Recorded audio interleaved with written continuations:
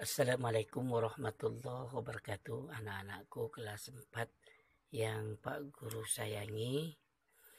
Mari kita mulai pembelajaran kali ini, yaitu Bahasa Indonesia kelas 4, tema 4, subtema 3, yaitu tentang cerpen.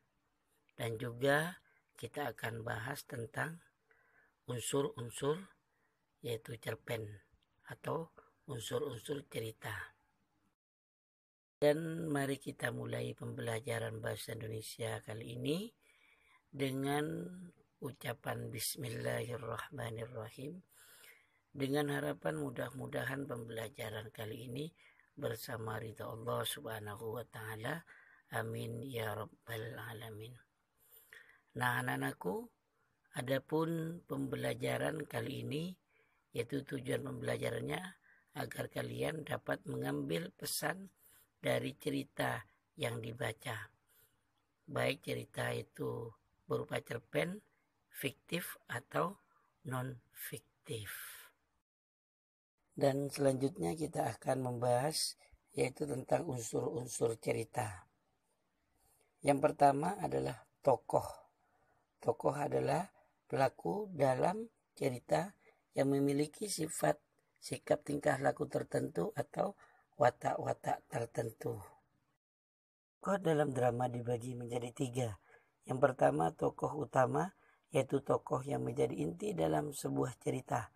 Nomor 2 yaitu tokoh pendamping, yaitu tokoh yang mendampingi tokoh utama. Dan yang ketiga figuran, yaitu tokoh yang menjadi pelengkap sebuah cerita saja. Unsur yang kedua yaitu latar. Latar merupakan segala keterangan mengenai waktu ataupun tempat. Latar ada 3, yaitu latar tempat, misalnya di desa, di kota atau daerah tertentu. Nomor 2 yaitu latar waktu, meliputi waktu terjadinya cerita, misalnya pagi, sore atau malam. Yang ketiga latar suasana, meliputi bagaimana peristiwa itu terjadi, misalnya penggambaran mencekam, mengerikan, dan menyedihkan. Nah, anak-anakku kelas 4 yang Pak Guru sayangi, selanjutnya yaitu unsur-unsur cerita yang ketiga. Jadi unsur-unsur cerita yang ketiga yaitu berupa alur. Alur merupakan urutan cerita yang memiliki hubungan sebab akibat. Alur ada alur maju, yaitu apabila cerita dari awal hingga akhir. Ada yang kedua alur mundur, jika cerita itu dari akhir kemudian kembali ke awal. Dan alur campuran, gabungan dari alur maju dan mundur. Selanjutnya unsur yang keempat yaitu amanah. Amanah adalah pesan yang disampaikan pengarang cerita. Nah, selanjutnya anak-anakku, kita belajar ciri-ciri cerpen. Yang pertama adalah karya sastra berbentuk prosa. Jadi yang kedua yaitu bersifat fiktif atau non-fiktif. Kemudian yang ketiga yaitu fokus pada tokoh utama dalam cerita cerpen tersebut. Kemudian yang keempat yaitu mengandung nilai-nilai kehidupan yang dapat diambil hikmah atau pelajaran. Nah, inilah pentingnya sebuah cerpen ya, yaitu untuk dapat diambil contoh. Seperti yang kelima ini, yaitu terdapat pesan yang penting untuk diteladani. Itu tujuan daripada cerpen. Selanjutnya yaitu langkah-langkah untuk menentukan pesan dalam sebuah cerpen. 1. Membaca cerpen dengan secara memahami cerpen itu. Nomor 2, membandingkan nilai kehidupan dalam cerpen dengan kehidupan yang nyata. Itu yang perlu kalian pahami, bagaimana membandingkan dalam kehidupan nyata dengan kehidupan yang diceritakan dalam sebuah cerpen. Kemudian selanjutnya yaitu yang ketiga adalah menyimpulkan atau merangkum pesan dalam cerpen. Jadi dalam setiap cerpen itu mengandung pesan, maka pesan itulah yang harus dipahami oleh pembaca cerpen. Nah, anak-anakku, selanjutnya sebagai pendalaman materi, kalian silakan buka lagi LKS-nya, kita bahas bareng-bareng. Kita lihat halaman 33 buku LKS-nya, kita bahas bersama-sama. Nomor 1, tokoh dalam cerita yang biasanya digambarkan dengan kepribadian yang baik, yaitu A, yaitu tokoh protagonis. Nomor 2, seseorang yang berperan dalam suatu cerita disebut ... Jawabannya adalah A, yaitu tokoh. Kemudian nomor 3, tokoh dalam penggalan cerita di atas adalah, jawabannya adalah A, yaitu Dina. Nomor 4, sifat tokoh tersebut adalah ... Jawabannya adalah C, yaitu percaya diri. Kemudian nomor 5, amanat yang terkandung dalam cerita tersebut adalah ... Jawabannya adalah D. Meski banyak yang mengejek, Dina tetap pergi ke taman bacaan kancil. Kemudian nomor 1, uraian. Siapa sajakah tokoh yang ada pada cerita di atas? Jawabannya adalah petani tua. Nomor 2, bagaimana watak dari petani tua? Jawabannya adalah memiliki sikap yang baik. Kemudian kita lanjutkan nomor 3. Jelaskan pengertian tokoh sampingan. Jawabannya yaitu tetangga.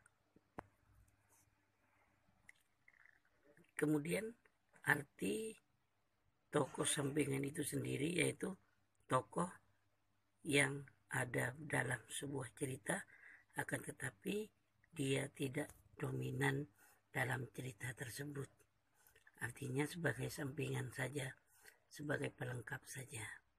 Nomor 4, sebutkan cara menjelaskan gambaran watak atau tokoh seorang pelaku pada cerita. Jawabannya adalah dialog antar tokoh dan kebiasaan antar tokoh. Nomor 5, siapakah yang dimaksud dengan tokoh tritagonis? Yaitu tokoh penengah antara tokoh protagonis dan antagonis. Selanjutnya kita bahas halaman 61 ya. Kita bahas bareng-bareng. Seorang yang berperan dalam suatu cerita disebut ... Jawabannya adalah C, yaitu tokoh. Nomor 2 ya. Sebuah cerita. Dari penggalan cerita di atas, tokoh rusa memiliki sifat ...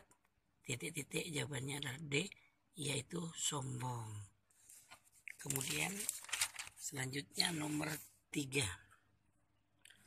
Tokoh yang diceritakan dalam kutipan dongeng di atas adalah ... yaitu A, raja.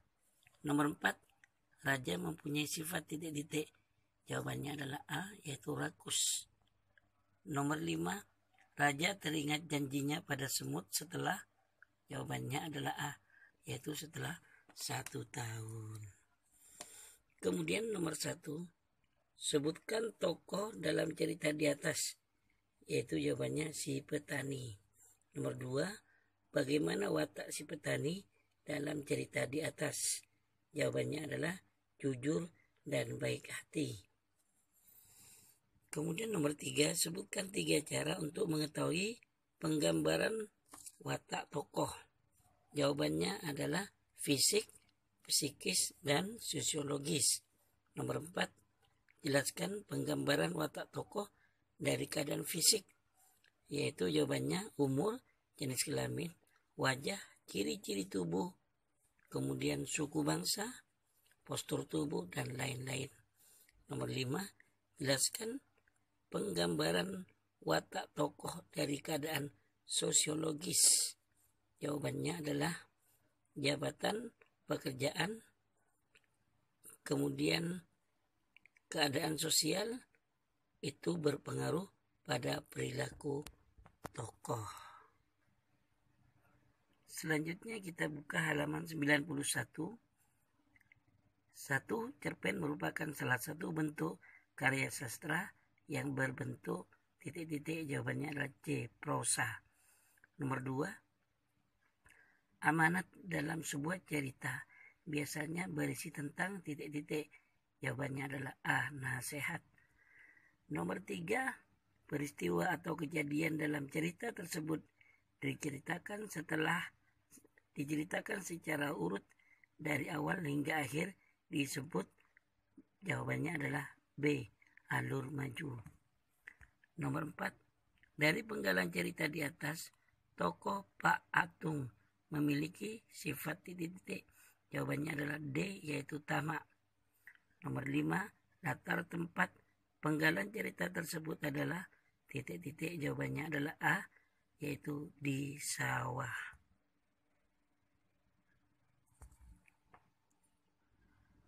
Kemudian uraian. Nomor 1, apa yang dimaksud dengan alur maju dalam suatu cerita? Jawabannya adalah alur dalam cerita dilakukan secara urut dari awal sampai akhir. Nomor 2, siapakah yang dimaksud dengan figuran? Jawabannya adalah tokoh pelengkap cerita. Nomor 3, sebutkan contoh latar tempat dalam satu cerita, yaitu tempat di desa, di kota, atau tempat tertentu.